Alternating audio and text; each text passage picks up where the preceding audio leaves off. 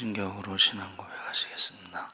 전능하사 천지를 만드신 하나님 아버지를 내가 믿사오며 그 외아들 우리 주 예수 그리스도를 믿사오니 이는 성령으로 잉태하사 동정녀 마리아에게 나시고 본디오 빌라도에게 고난을 받으사 십자가에 못 박혀 죽으시고 장사한 지 사흘 만에 죽은 자 가운데서 다시 살아나시며 하늘에 오르사 전능하신 하나님 우편에 앉아 계시다가 저희로서 산 자와 죽은 자를 심판하러 오시니라.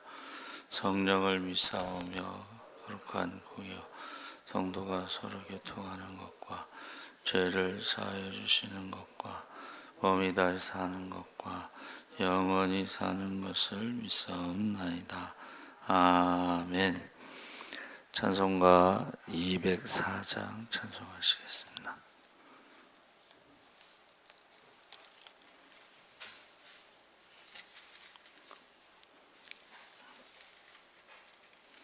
찬송가 204장 찬송하시겠습니다.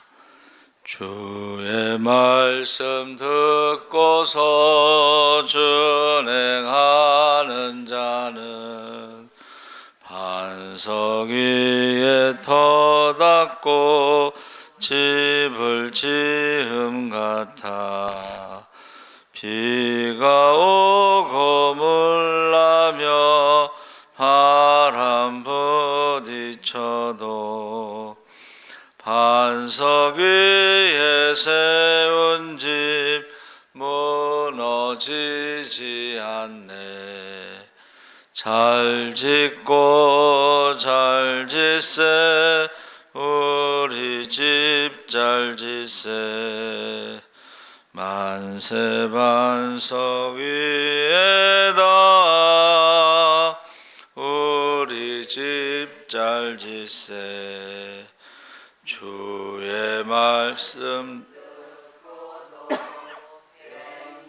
않는 자는 모래 위에 터닫고 집을 지음 같아 비가 오고 물나며 바람 부칠 때 모래 위에 세운 집 크게 무너지네.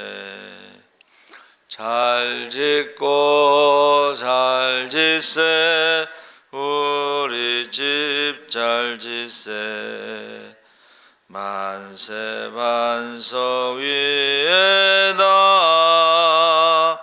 우리 집 잘 짓세 세상 모든 사람들 집을 짓는 자니 반석 위가 아니면 모래 위에 짓네.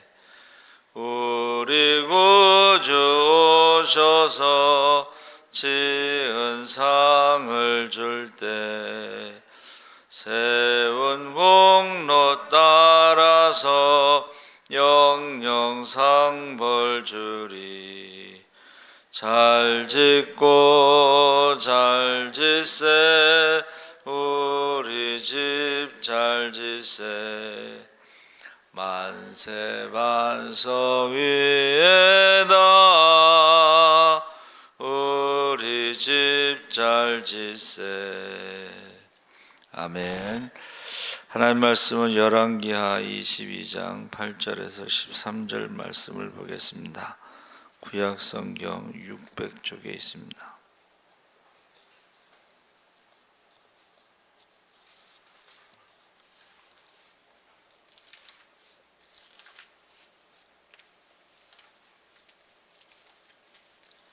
(22장) 8절에서 13절까지 말씀을 다 같이 읽겠습니다.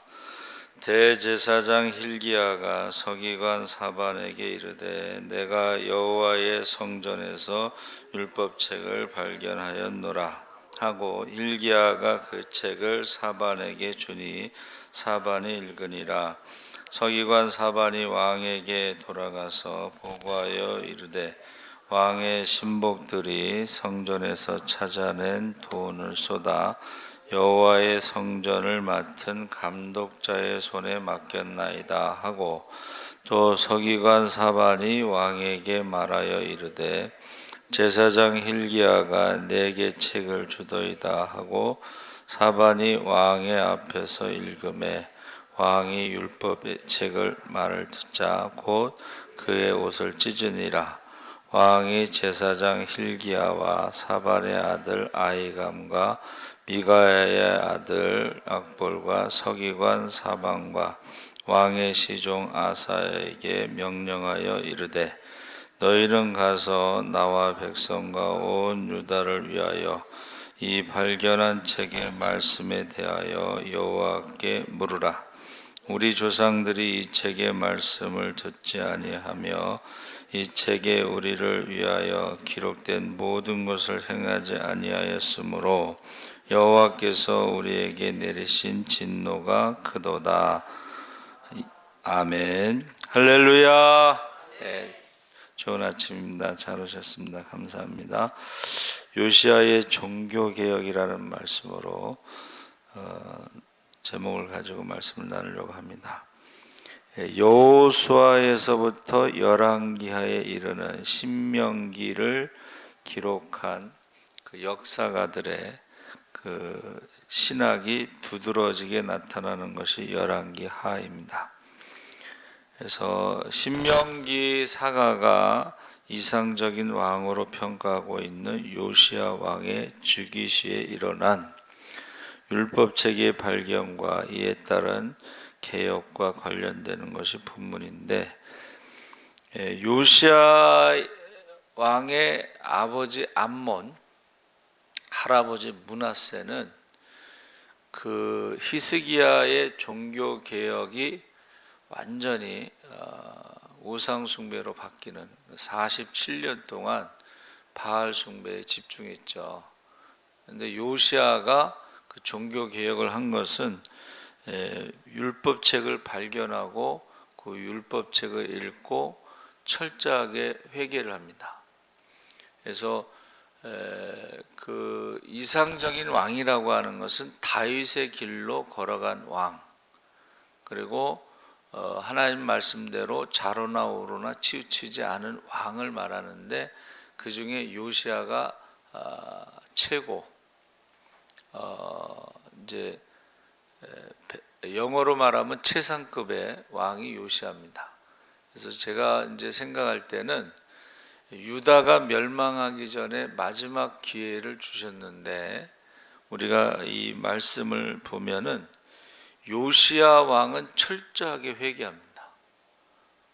그런데 그 백성들은 그 므낫세와 암몬 47년 동안의 우상 숭배로 회개의 모습을 보이지 않습니다. 그래서 요시야 왕은 나라가 멸망하는 것을 보지 않는 축복 가운데 그가 죽지만은 나머지 백성들은 회개하지 않으므로 나라가 멸망할 때에 하나님의 심판을 철저하게 경험합니다. 그래서 지금 요시야 왕이 즉위할 때는 나이가 어렸었죠. 그리고 그가 18년이 됐을 때에 율법책이 발견되고 그가 개혁을 하기 시작하는데, 오늘 읽은 말씀이 뭐예요? 우리 조상들이 말씀을 순종하지 않았기 때문에 지금 하나님의 진노가 임했다. 그러니까 진노가 임했다는 것은 회개하지 않으면 이제 심판받아서 멸망한다는 뜻입니다. 그래서 한 번 더 기회를 주셨다고 생각하는데, 성전을 수리하는 과정에서 율법책이 발견됐다는 것은 므낫세와 암몬 47년 동안에 결국 성전이 제대로 관리가 되지 않고 그 다음에 예배가 없었다는 것을 의미하고 율법책이 없었다는 거예요. 지금 예배가 없다는 것은 이제 그 백성들이 정상적으로 11조하고 안식일 준수를 하지 않았기 때문에 레위인들이 집으로 돌아간 것이죠. 고향으로. 그래서 이 율법책을 읽을 때에 그 율법책의 내용이 뭐냐면 신명기 28장에 나오는 저주의 언약이 있습니다. 우리가 신명기 28장 1절서부터는 쭉 어떻게 해요? 축복에 대해서 나오고 그 다음에 저주의 언약이 3배 정도 더 나오죠. 그것을 듣고서는 요시야가 옷을 찢으면서 철저하게 회개하고 하나님 말씀대로 어떻게 해야 되느냐 해서 훌다라고 하는 여선지자에 가서 물어봅니다.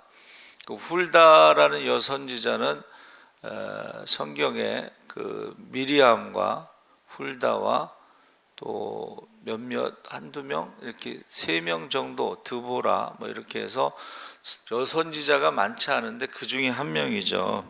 그 중에 한 명인데 그 훌다가 이제 왕이 보내서 물어봤더니 거기에 대해서 그대로 예언을 하죠. 그래서 나와 백성과 온 유다를 위해서 듣기 원하는 예언의 성취에 대해서 이곳과 거민 또 백성에게 임할 심판과 왕의 운명에 대해서 예언합니다. 그 왕의 운명이라고 하는 것은 개인적으로 요시야 왕이 철저하게 회개했기 때문에 나라가 망하는 것을 보지 않는다 그런 뜻이고, 그 요시야 왕의 개혁으로 인해서 므낫세와 암몬 47년의 바알 숭배를 쉽게 말하면 이제 뒤집지 못하고 결국은 이제 므낫세의 죄 때문에 유다가 망하는 것으로 성경은 기록하고 있습니다. 그래서 우리가 나라가 망해도 개인적으로 철저하게 회개한 사람들은 구원을 받는 것으로, 그래서 우리가 성경 통독할 때 그 헬리오폴리스라고 하는 태양의 도시, 태양신을 숭배하는 도시에서도 하나님 말씀을 듣고 믿는 자는 구원받는 자가 나온다. 많지는 않지만, 그래서 우리가 선지자들이 예언하는 것이 이제 심판에 대해서 예언하는데, 모압도 에돔도 암몬도 이스라엘 주변의 나라들을 하나님이 심판하시는데 그 가운데서도 구원받는 자가 있다는 것을 말해주고 있습니다. 그러니까 모압이 심판받을 때도 그 가운데 하나님을 두려워하고 믿는 자는 구원받고, 암몬이 심판받을 때도, 그래서 하나님께서 그 남은 자들을 구원하신다는 것은 모든 나라 가운데 하나님을 두려워하고 회개하고 믿는 자들을 구원하시는 것을 말씀하고 있습니다. 그래서 이 모든 개혁은 말씀으로부터 시작된다. 그 말씀을 읽음으로 우리가 이제 깨닫는 거죠. 축복의 언약만 있는 것이 아니라 저주의 언약도 있기 때문에, 그래서 이 진노라고 하는 것은 심판 직전의 상태로 마지막까지 하나님께서 기회를 주시는 것인데, 이 철저하게 개혁을 해요. 한 10가지 정도로 개혁을 하는데, 결국 한마디로 말하면 우상을 섬겼기 때문에 이제 심판을 받는다. 진노가 왔다. 근데 그 우상을 끝까지 버리지 못하고 심판을 받는 거죠. 왜 우상을 버리지 못하느냐? 그 매춘이 있기 때문에 그렇습니다. 우상 숭배하러 그 우상의 신전에 가면 매춘을 해요. 그러니까 그게 우상 숭배가 끊어지지 않습니다. 그래서 그 요시야 왕만 여기서 철저하게 종교 개혁을 하지만 그 백성들은 회개한다는 내용이 없어요. 그래서 여기서 요시야 왕의 종교 개혁의 핵심은 이스라엘이 위기에 처할 때마다 행하던 언약 갱신, 그러니까 그 율법이라고 하지 않고 언약이라고 해서 모세가 하나님과의 그 언약, 그러니까 시내산에서 율법을 받았지만 그것은 언약, 하나님과의 약속인데 그것은 하나님이 이스라엘의 하나님이 되시고 이스라엘은 하나님의 백성이 되는 것을 의미하는 것입니다. 그래서 그 하나님과의 언약을 계속 갱신하면서, 이 말은 뭐냐면 말씀대로 살겠습니다, 이제 순종하겠습니다, 안식일을 지키겠습니다, 11조를 하겠습니다, 6월절을 지키겠습니다, 이런 거예요. 근데 그것이 요시아가 죽고 난 다음에 다시 우상숭배로 돌아가 버린 거죠. 우리가 6월절이라는 것은 애굽에서 나온 거잖아요. 우리가 세상에서 교회로 이렇게 나온 것, 출애굽을 말하는데, 그 구원받은 그것을 잊어버리면 이게 우상숭배로 돌아간다는 것입니다. 그래서 남쪽 유다에는 10가지 그 언약갱신, 종교개혁을 하고, 북왕국에는 2가지를 언약갱신하는데, 그게 뭐냐면 베델과 단에 있었던 금송아지 우상을 깨트리는 거죠. 파괴하는 것입니다. 심지어는 바알은 석상이고 아세라는 목상이에요. 그러니까 석상은 깨트리는 거고 목상은 쪼개는 거예요. 그래서 목상은 쪼개서 불에 태우는 것이고 석상은 깨트려서 가루로 만들어 가지고 그것을 뿌렸어요. 그렇게 철저하게 겉으로는 요시아가 종교개혁을 했는데도 불구하고 이스라엘 백성들이 요시아가 죽은 다음에 다시 우상숭배로 돌아가는 거예요. 그러니까 하나님보다 먼저 우선순위가 되는 것이 이제 우상숭배라고 그랬죠. 그래서 지금 눈에 보이는 우상도 있고 눈에 보이지 않는 우상이 있습니다.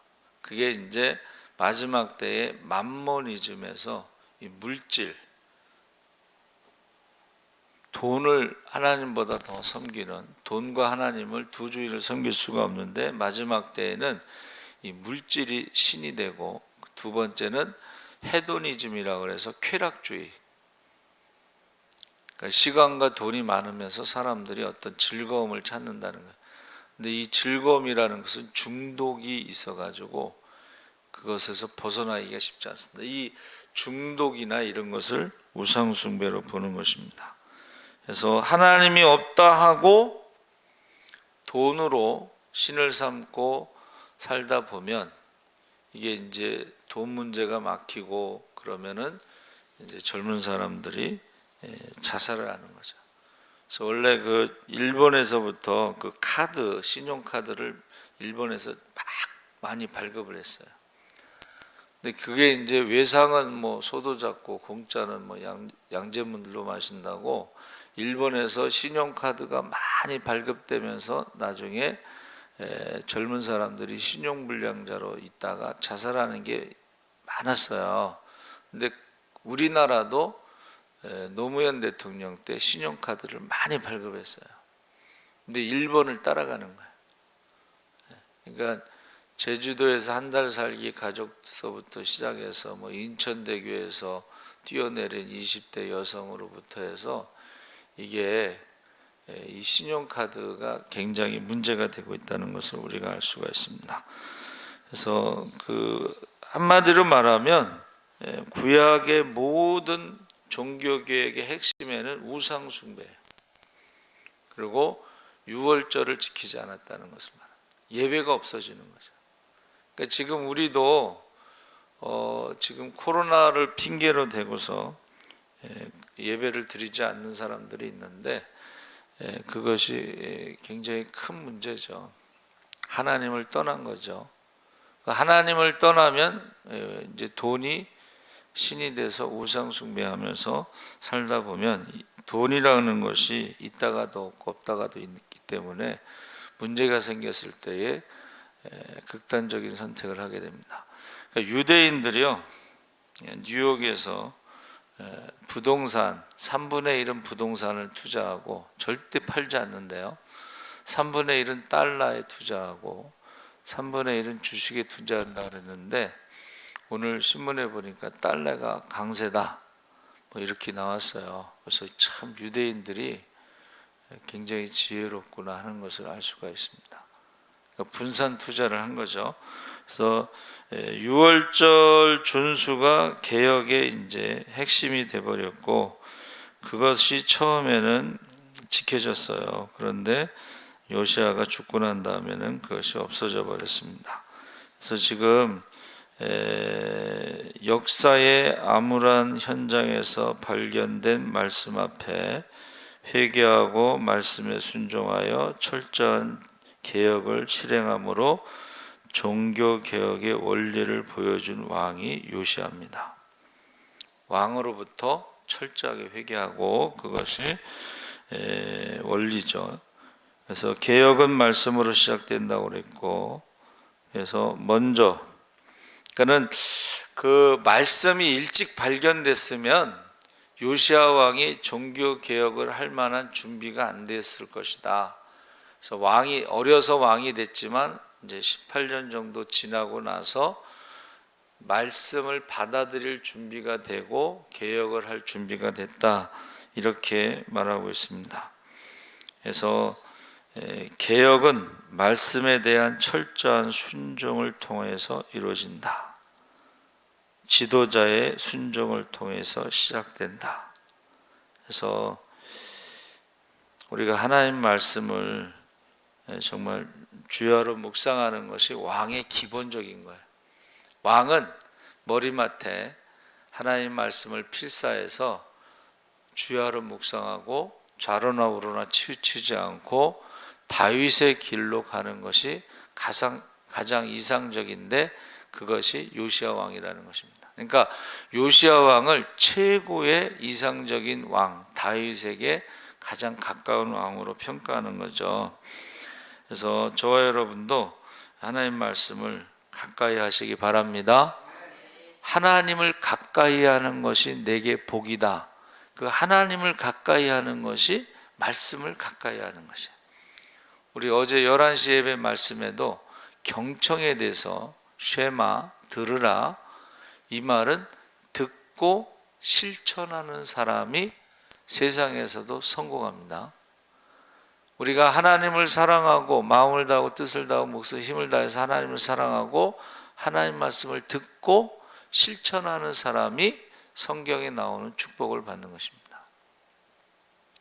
근데 이제 우리 조상들이 하나님 말씀을 듣지 않고 순종하지 않아서 우상을 섬겨서 예배가 없어지고 안식일을 지키지 않고 11조를 하지 않으면서 이런 진노가 우리에게 임했다 하고 요시아 왕이 이제 회개를 시작했는데, 겉으로는 이제 이게 종교 개혁이 됐어요. 근데 사람들이 요시아 왕이 죽자마자 다시 우상 숭배로 돌아갔다는 것입니다.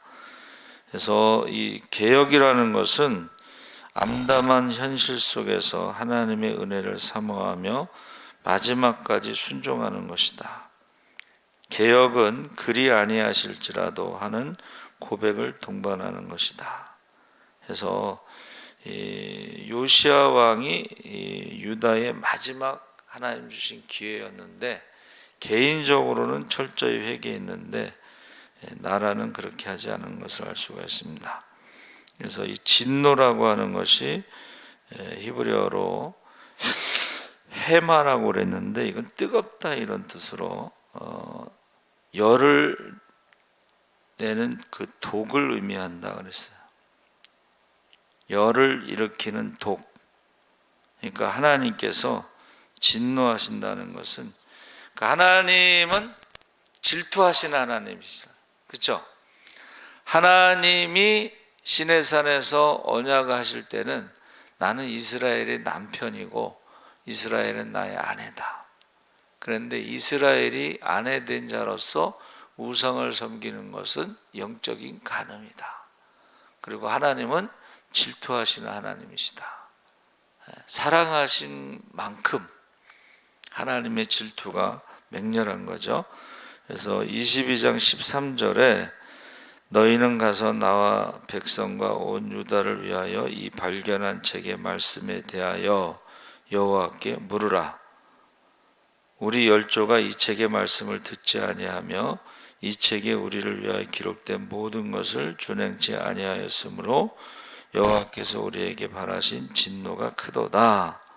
이것은 저주의 언약이 지금 임했다는 것이고, 이 진노라는 한문은요, 벼락이라는 뜻이고 벼락치듯이 화를 내는 것인데, 그때에 우리가 두려워서 떨린다, 이런 뜻이 있습니다. 그래서 여러분, 말씀을 발견한 것은 우리에게 기회가 되고 개혁이 시작이 되는데, 순종하는 것, 그러니까 경청, 말씀을 듣고 실천하는 것, 회개하는 것만이 하나님의 진노에서 벗어나는 것이고, 개인적으로 회개를 해도 그 사람은 하나님이 구원하시고 축복하시지만, 회개하지 않는 사람들은 하나님의 진노 가운데 이제 심판을 받는다는 것을 보여주고 있습니다. 저 여러분이 요시야 왕처럼 말씀을 듣고 순종하시기를 주의 이름으로 축원합니다. 아멘.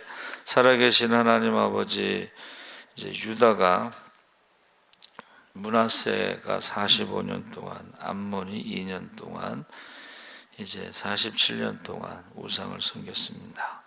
그래서 요시야 왕이 개혁을 해도 결국 요시야 왕이 죽은 후에는 우상 숭배로 돌아갔습니다. 하나님을 가장 싫어하시고 미워하시는 것이 우상 숭배입니다.